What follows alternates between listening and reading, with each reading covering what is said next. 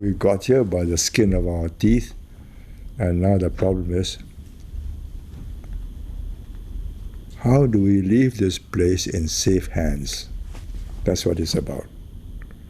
No, for me, there are no more achievements. I'm not out to prove anything. I don't have to prove anything. I have lived my life to the fullest. What is it I want to do now? To try and secure the future for what has already been built and not to lose it. That's all. Whether it's going to be done by the PAP or any other person or any other party, that's irrelevant. We must keep a system that will enable this place to stand out and prosper and attract talent. And as long as we attract talent and we've got security and we keep an open system which treats everybody fairly and equally, we will succeed. How to leave this place in safe hands? That is Mr. Lee Kuan Yew's top concern. At age 87, he's all too aware that younger Singaporeans are far more questioning than their parents and grandparents ever were about the ruling party's way of running Singapore. He wants to educate them on the hard truths about their country and why it needs an exceptional approach to governance. That is why over the course of a year, he sat down for some 32 hours of interviews at the Istana with a team from the Straits Times, opening himself up to be questioned and challenged in a way that he hoped would help him reach out to young critics. The evening exchanges ranged from the ever-sensitive one of race and religion to ministers' pay, the income gap, and his thoughts on issues that pique young people's interest. There were also personal moments when he spoke of his children, grandchildren, and Mrs. Lee, his wife and confidant of 62 years. Here are highlights of exchanges on 10 hot-button issues. Issues on which there seems to be a shifting consensus between people and government. The first concerns Singapore's survival. We have not got neighbors who want to see us prosper. We are an upstart in this region. But we can survive for so long, and I believe can survive given the international environment, provided we have a strong system that enables us to maximize our chances. Are we not vulnerable? If we are not vulnerable, why do we spend 5 to 6% of GDP year after year? Are we mad? This is a frugal government, you know. We dug a deep tunnel for the sewers at a cost of $2 billion in order to use that sewerage water for new water, to be independent. So all the wafer fabs, all the non-potable water, clean water, is catered for in that way. We are not vulnerable. You'll be dead. They can besiege you. The Indonesians just cut off your sea lines and your business comes to a halt. What is our reply? Our reply is Security Council plus defense capabilities of our own, plus a security framework agreement with the Americans. They stop sand. Abundance of sand everywhere. Why? As Mahathir says, even the present size, they are a trouble. You let them grow some more, there'll be more trouble. You got friendly neighbors? Grow up.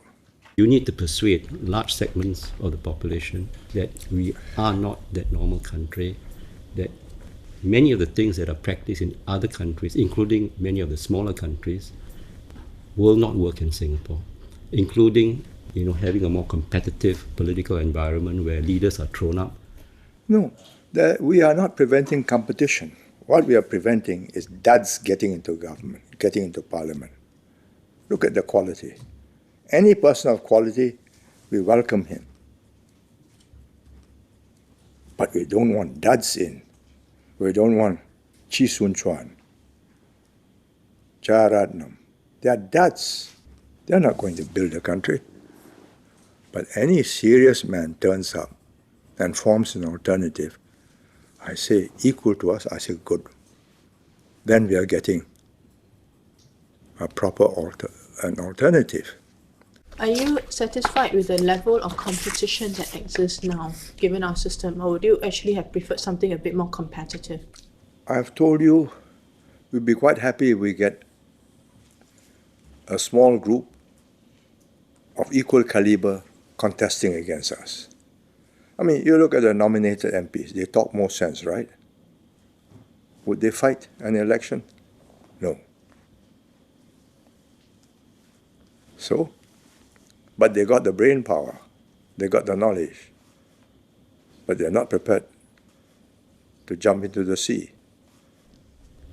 Well, there's a point of view that that's because many people are intimidated by PAP, the climate of fear, crackdown on dissent, and so on. No. Are you intimidated? Well, I'm asking you this question, so obviously I'm not. But I'm just saying that there is a perception, and it's a very real perception. I mean, among those of us who usually interview people and all that, it's very hard. I mean, it's very hard to break it down, but it exists. It's fairly pervasive, even among the professionals. If you believe you are any good, I mean, you look at this chap who stood up for gay rights, Siu Kam Hong. He's not intimidated. He's not intimidated. We have no objections if he goes and joins the Workers' Party and takes us on. We'll take him on. But he can't join the Workers' Party and we just let him lambast us away. We'll demolish him as hard as he tries to demolish us. That's part of the game, right? Why did I break down when I got out on 9th August? Because I left behind tens of thousands of people who would join our rallies, and I knew that they were going to be handicapped because they were again the minority and leaderless. We provided the leadership. So when you tell me we are not vulnerable, I say, God, you just speak to the SAF commanders and why do they do this?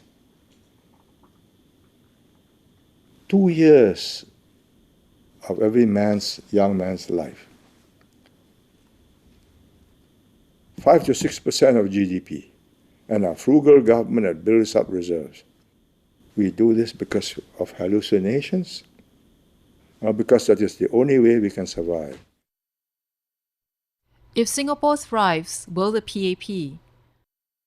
The longevity of the PAP is based on delivering the good life. Yeah.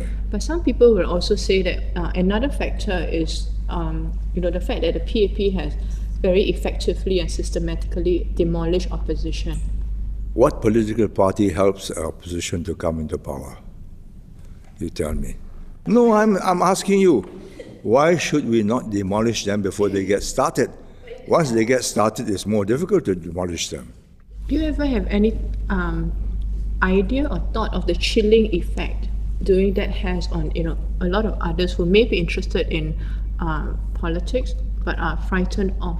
Well, feel intimidated. If you do the same thing, then you must expect the same treatment. Therefore, you behave in a more civilized way, like more political, like Low Tia Kiang, or even Cham. I've never been rough with him. Do the He's younger gentle. ministers share your killer instinct towards political opponent? Well, I don't know whether they do or they don't. I mean, they've not been called to account yet, but I think... But do you ever, give them advice that they should be tougher, harder? Or? No. By the time you're past 30, your character is formed. You will not change. But if there was someone like JBJ or Chi, an emerging opposition politician, who among the current, ministers would be able to handle them so robustly the way you did, and which you think is necessary? No, they may not deal with them the way I do, but they will deal with them effectively. No, Everybody has a style. And that style is partly innate and also by the experience you've gone through. I mean, I would not have been so robust and tough had I not had communists to contend with. You said, unlike the universal acceptance of market economy, there's been no great rush for democracy. Yeah, because it does not necessarily lead to better governance and stability and prosperity.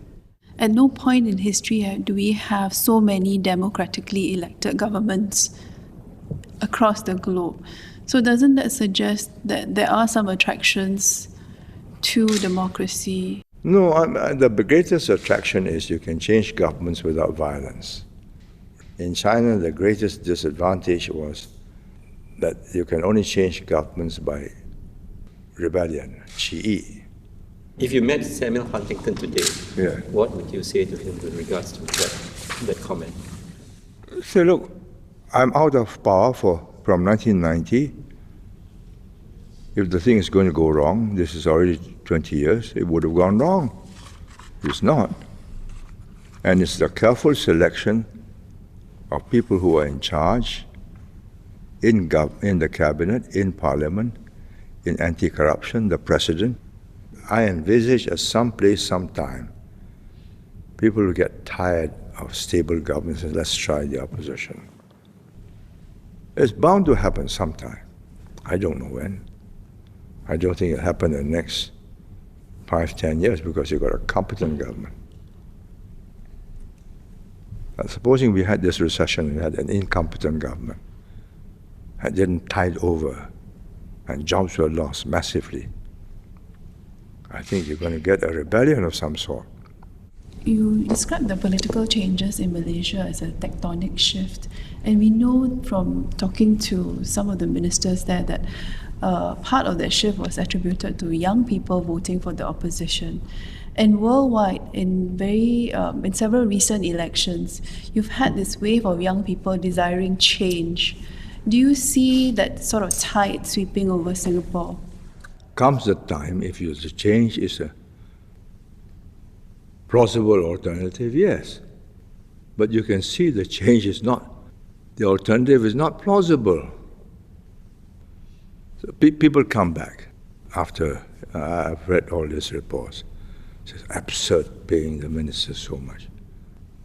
But they cool down very soon. Why? You are making this much in the private sector.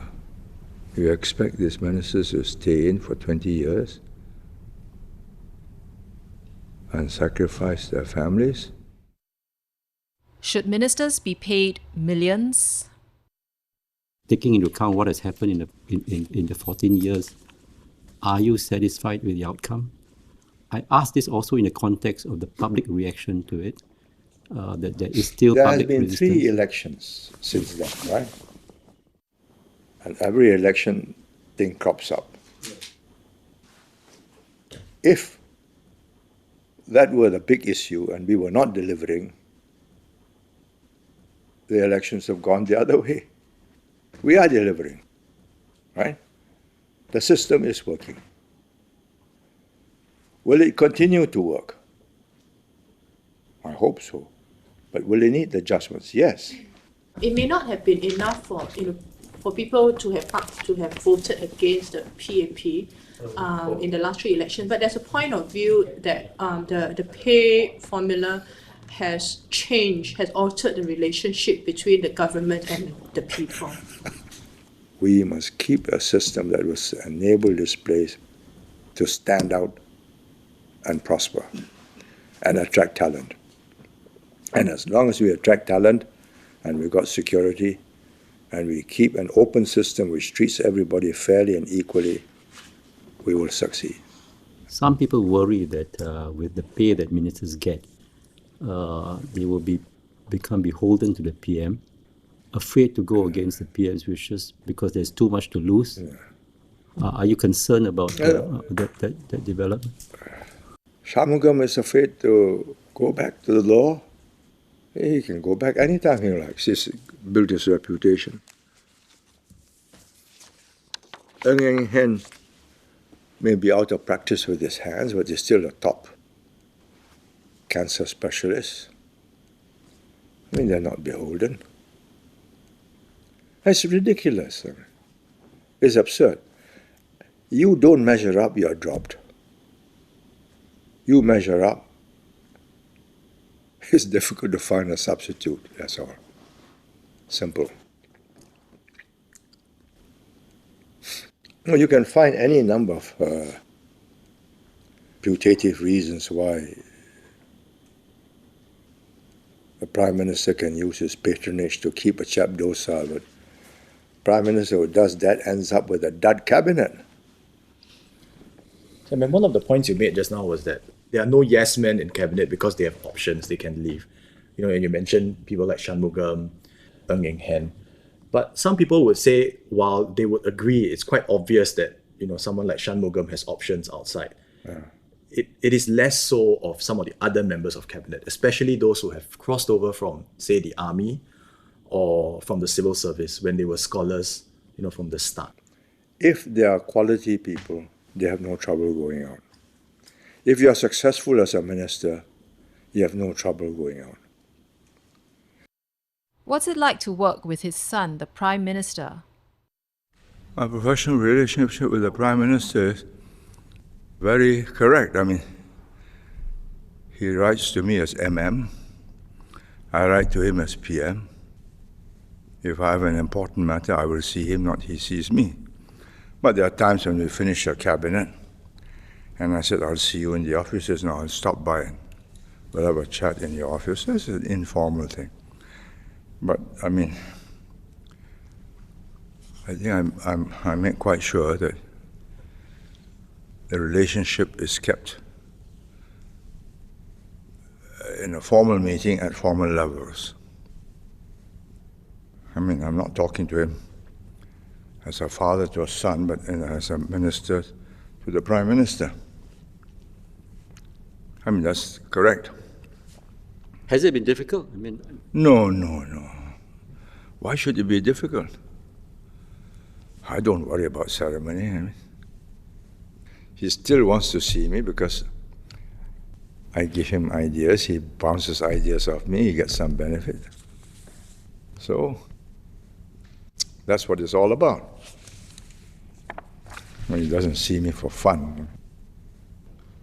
He's got busy things to do, other things. But have you had any disagreements with him? And how do you resolve if with the Prime Minister if you all disagree on something? No, if he disagrees, he makes the decision. That's his responsibility. As I've said to all of the cabinet ministers, when I was active, and I was active when I was Prime Minister, I would go by my judgment of what the ground reaction would be, because I'm in touch with people, I'm talking to them, I visit the housing estates, especially the new ones, to see what are the new tenants like. And they all happen to be young children who have done well, leaving their families behind in the older estates, so I get to get the feel of it. Nowadays I see pictures, I watch videos, I watch TV. I go down for my constituency. Occasionally I go to like Orange Ribbon or whatever. But there are huge gatherings, and you meet a select group of people who are already supporters of that movement, whether it's the trade unions or constituency. So I tell them frankly, my finger is not on the pulse as it used to be before, and you have to judge. Is Singapore too reliant on multinational companies? In this globalized world, and the world is going to stay globalized because you are not going to disinvent all the communications and transportation technology,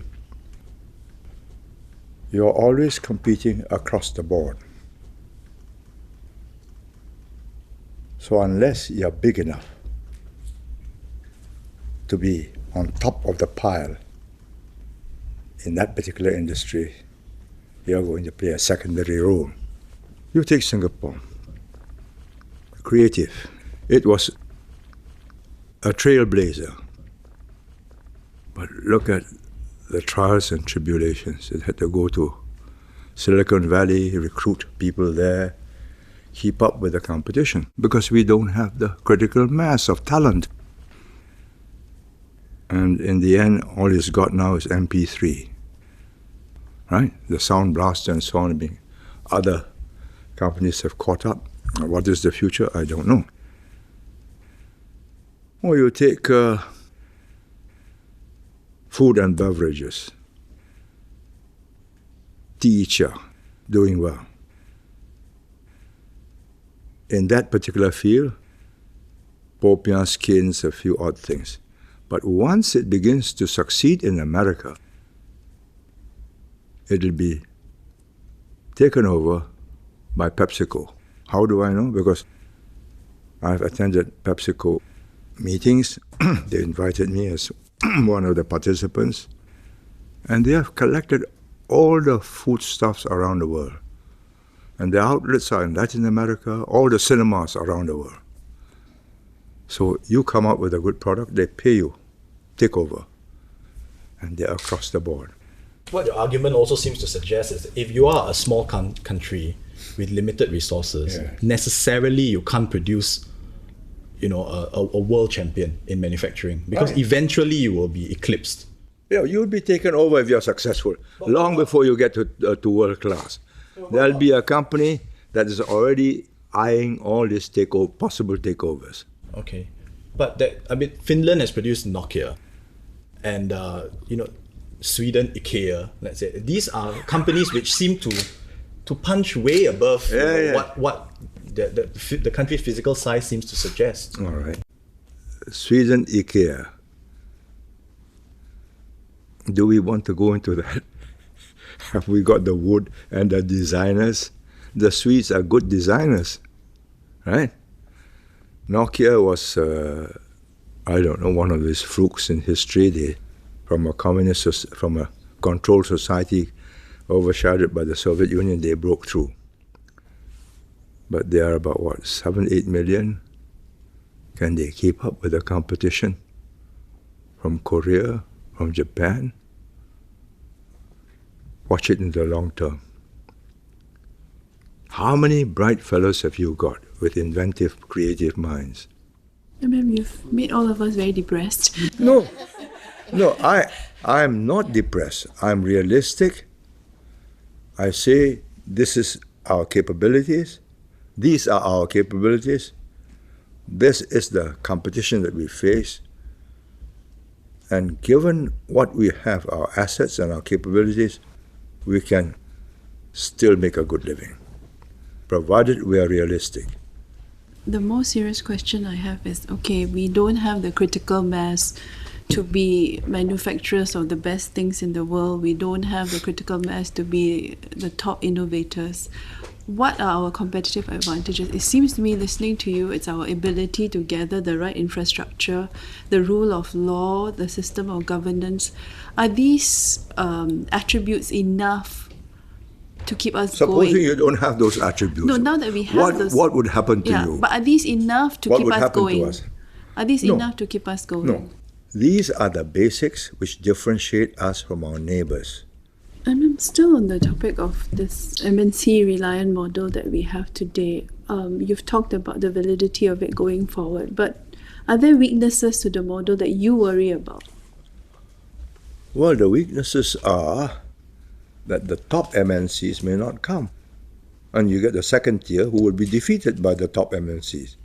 They would have gone to Vietnam because it's cheaper and smarter. And then the production in Vietnam will beat the production in Singapore. So what have we got to offer?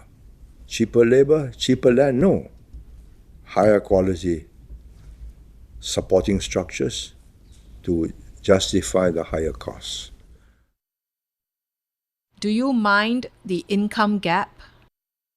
There's a price to pay for growing at a fast rate, for having to import lots of foreign workers and foreign talent, the social cost concern. associated with it. We should grow as fast as we can sustain that growth.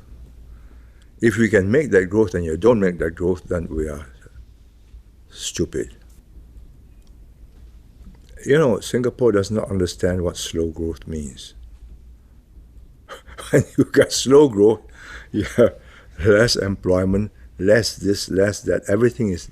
People at the lower end feel that to some extent the system is stacked against them. A large part of the growth benefits those at the top. It's, I think, made for a more cynical society as well at the lower end. Pressure of envy is inevitable. Let us consider the alternative. The alternative is slow growth. The disparity will still be there between the high end and the low end because it's globalization. And we are all poorer, right? We're all poorer because if you do away without the foreign talent and the foreign workers, providing competition in the coffee shops and they don't mind them in the marine industry, building sites, but coffee shops, easy jobs. I say, that's on me. But let us remove that. Our GDP will go down by 2.5%. As the income disparity widens and as this process carries on, wouldn't the political pressure on the Singapore government build to redistribute more and more to the...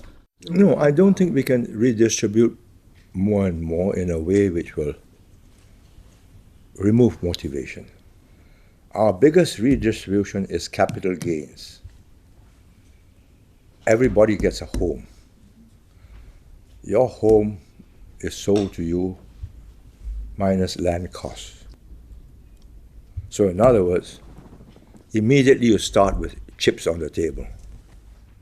And 30 years later when you retire, that home you can multiply by 10, the value, right? Home. Then next, CPF. We keep on topping up, giving them not to spend, but for their retirement. Shares. Every time we corporatize, we give it to them at nominal value, and the smart ones keep the shares. The spendthrift ones sell the shares, but that's before it's risen in price, and that's your choice. Well, you've lost out. But once you subsidize every month, this becomes an entitlement, you are in trouble. So we say, all right, growth bonus, give you this big sum of money, give you. No guarantee that next year we'll have growth bonus, so you just watch out. Be careful how you spend it. So we create a different mindset in our people. Finally, you can say to me, so the chaps at the bottom will become anti the government. Do we change because of that, or do we say, right, then we will lose that number of votes each time? So we got to win from the median upwards. I mean, that's electoral politics. How well are Muslims integrating? Your views on multiracialism has been a cornerstone of Singapore's development over the last 45, 50 years. In fact, at the press conference in August 65, you said that Singapore would not be a Malay nation or a Chinese nation or an Indian nation. Can I ask whether, looking back now, what is your assessment of how Singapore has progressed down this road to multiracialism? And whether you feel that we have achieved what you set out to do? I have to speak candidly to be of value, but I do not want to offend the Muslim community. I think we were progressing very nicely until the surge of Islam came. And if you ask me, from my observations, the other communities are easier to have easier integration, friends, both socially, intermarriages and so on. Indians with Chinese, Chinese with Indians, than Muslims. That's the result of the surge from the Arab states. So if you want to marry a Muslim, you become a Muslim, which is a very big step for any non-Muslim to take. I mean, a way of life is changed. And as for the oath, the pledge every morning, I did not believe at that time that we could ever achieve it, but Raja, being the idealist, wrote it out. And I looked at it and I said, why not? This is an aspiration. But as the years went by, with the resurgence of Islam, you ask me now, is an aspiration not achievable in my lifetime, probably also in my son's lifetime? It may be achievable after the oil age has passed. Then the Muslims are faced with the problem of modern education, science, technology, industrial revolution, knowledge economy. So even in Singapore, it's highly dependent on what takes place outside. Oh yes, it's a globalized world. So as long as Islam traveled to Singapore by sailing ships, it was an attenuated version of Islam. So the Islam in Southeast Asia was not Islam by the sword, but Islam by commerce. So it syncretized, especially in Indonesia, with Hinduism, Buddhism, animism. And so with Malaysia. I mean, the Tunku believed in Bomos. And I think so does many Malays. And they say, okay, put a chili up and get the Bomo to pray so there'll be no rain. That's most un-Islamic. You are not confident that in Singapore things will turn out differently because that we do not practice race-based politics or religion-based politics? Religion overwhelms. Look, she will tell you that Islamic religion controls every part of your life, right? Yes, but it doesn't mean that therefore as a citizen I will be, No. loyal than... No, I'm not saying that. I'm saying that you will be loyal as a citizen, but because you will observe and you are forced to observe by peer pressure of nothing else, you will have to conform. The generation that worked with me, Osman Wok, Rahim Ishaq, that was before the wave came sweeping them. That generation integrated well. We drank beer, we went canvassing, we went electioneering, we eat together. Now they say, are the plates clean? Is it in the same washing machine? Halal, non-halal, and so on. I mean, they're all divisive. They are distinguishing me from you. I'm a believer, you're not. That's that. So, Imam, just to be clear, are you saying that the existence of Muslims in Singapore is the main impediment to multiracial harmony in Singapore? No, I'm not saying that. I think the Muslims socially do not cause any trouble, but they are distinct and separate. So what do they need to do to integrate? I mean, are they doing enough to... Being less strict on Islamic observances and say, okay, I'll eat with you. But there are other ways to integrate without sharing a meal, surely. No, but I'm telling you the reaction of a non-Malay, right? A non-Muslim. You know, Evan, when you say that there's a veil between Muslims and non-Muslims, I think most Muslims I know, have lived with the conviction that, they can be fully Singaporean and fully Muslim, and they somehow believe in the Singapore that you have, imagined for your citizens. And now to hear you say that there's a veil between Muslims and non-Muslims, my question to you is, have the Muslims been deluding themselves? No. There are different that they will be accepted.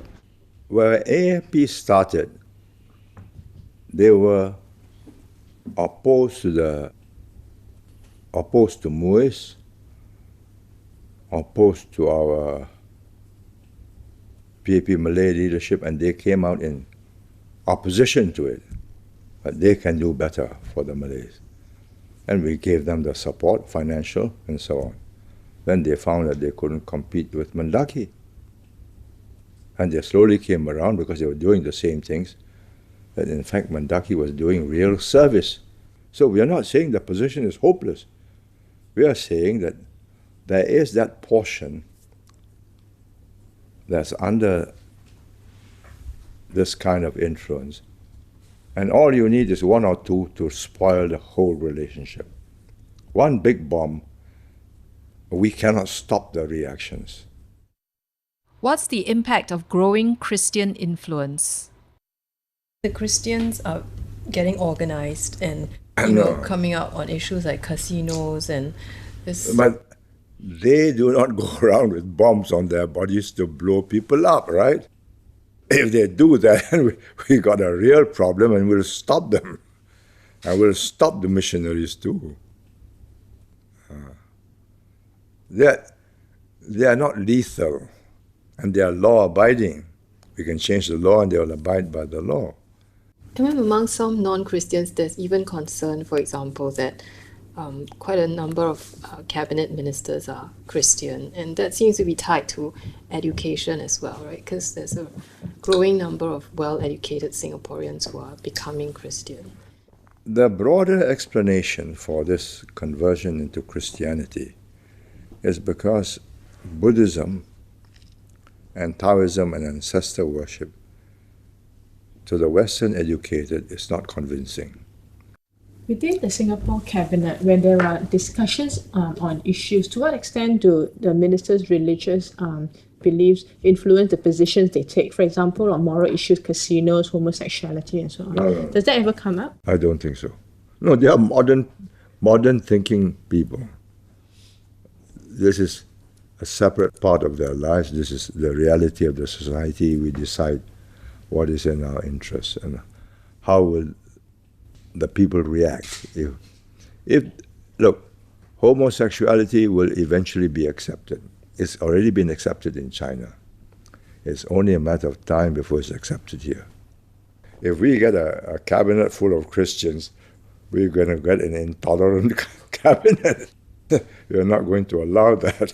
I think some people worry that the other religious groups will respond to the aggressive proselytizing of the... The Buddhists have responded. Yes, that's right, the Buddhists have responded. What to do?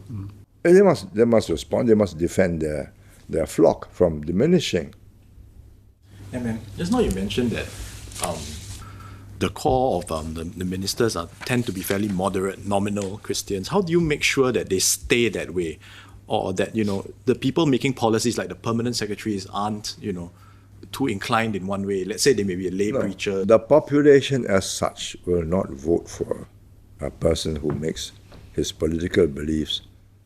If you don't go and join the 7th Moon Festival, you will lose votes. And that's one simple test of your flexibility. There are certain Chinese rituals which will not change. And the lower educated still believe in the old pantheons of the Chinese gods and goddesses, Kuan and the rest of them. If you are that kind of a Christian and you shun their temples, you shun their 7th Moon Festival, you say, no, this chap is no good. He's not part of us. You will lose votes because I don't see the grassroots being converted. If the grassroots are converted, well, then it's total. Then you will also become different. Then we become a different society. Will Singapore be forever dependent on foreigners? No, you have been one of the strongest advocates of opening up Singapore to foreign talent. I think the arguments are fairly well known, but Would we be forever? At the rate we're reproducing ourselves, yes. Otherwise, you'll end up in 2050, 1.5 persons working to support 2. Not tenable. The whole economy will collapse. And because the burden will be so great, the bright young ones will emigrate rather than pay those heavy burdens. Not possible. I mean, you watch Japan. The economy cannot recover because the older people don't spend so much and they don't work as productively as the younger ones. And their population will sink to 90 million from 127 by 2030. And the number of old people are growing, numbers of them. They refuse to take immigrants, but they've got illegal immigrants. It is not possible, I mean. Why do you think we are asking Singaporeans to reproduce themselves? Because they are not reproducing themselves, we have to depend on the children of the migrants to become Singaporeans, so that the ratio will always be a majority of Singaporeans. So we are making sure that they are spread out, and their neighbors are Singaporeans, and their children are in a neighborhood of Singaporeans and go to school with them. I mean, you cannot change the present generation, whether Indians, Chinese, or whatever.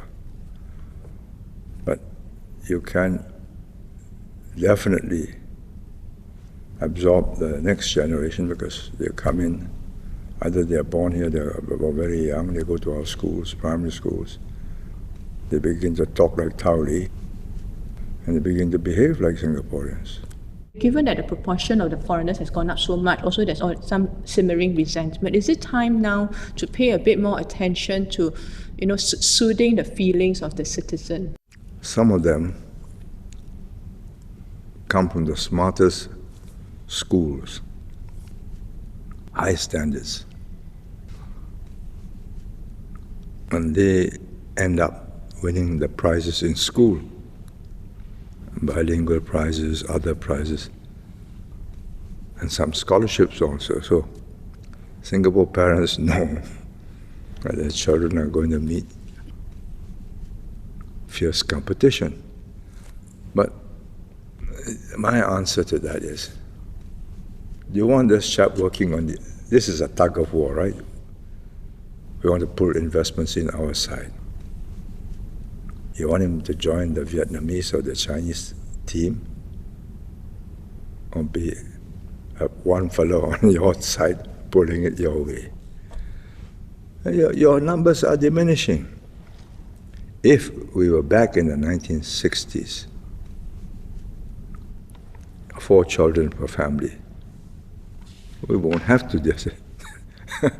This matter would not arise. But then we would never have had the accumulated capital to create the infrastructure and the schools and the educational institutions that we have created. Because we'll be always trying to catch up with the population. Today we'll be barging with about 6-7 million of our own. But all the developed countries, the women have got equal education and job opportunities. The birth rates go down. What's that?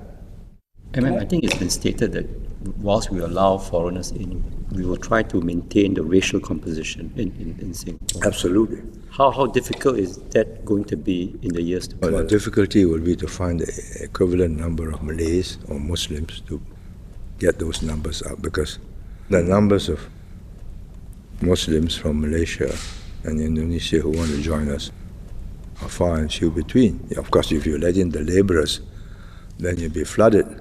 But if you apply the same standards, educational standards,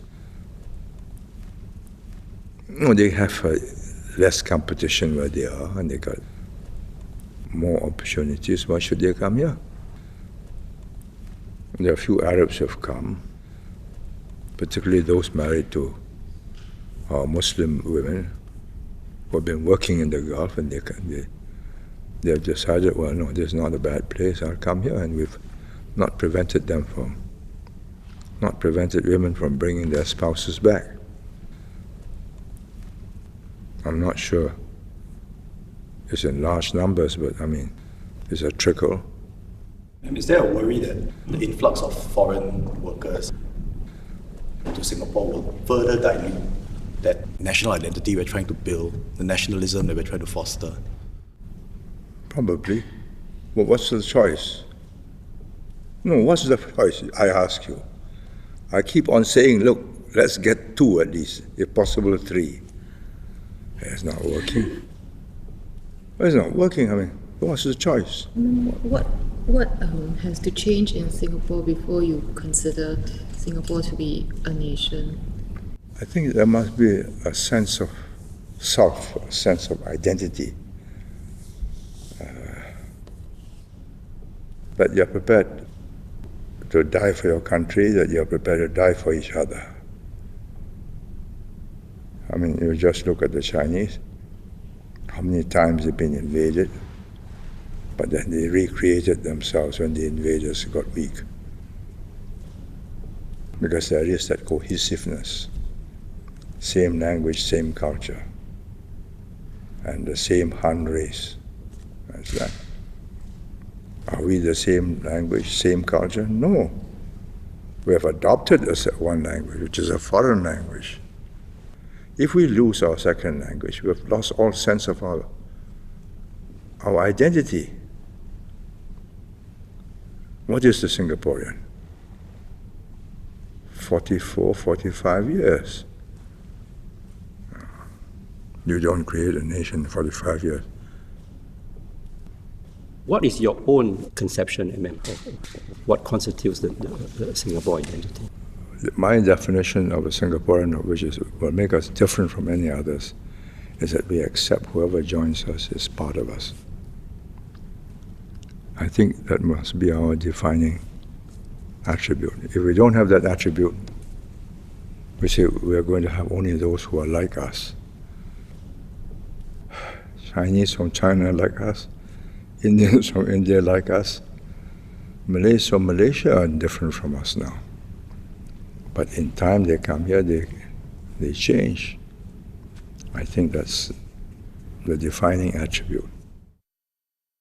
How can a country be green and grow? Given your pessimism, so can we say therefore that you don't think that the world will come to any realistic multilateral agreement? No, I don't think so. You watch Copenhagen. What's going to happen? No, a waste of time. The Chinese have said, you want me to cut down, you give me clean technology free. I have to grow. And if you don't give me the technology free, which will help the world, I can't afford it. Well, I got to pollute the air with my coal stations. Well, it's quite a compelling argument. Is there a lack of global leadership in this? I don't think it's a lack of global leadership. What leader of any big country, or even a small country like Singapore, will say, okay, I give this up, I give up growth, I even have negative growth to save global warming? You recommend that to the Singapore government? I don't think the Singapore government will listen to you.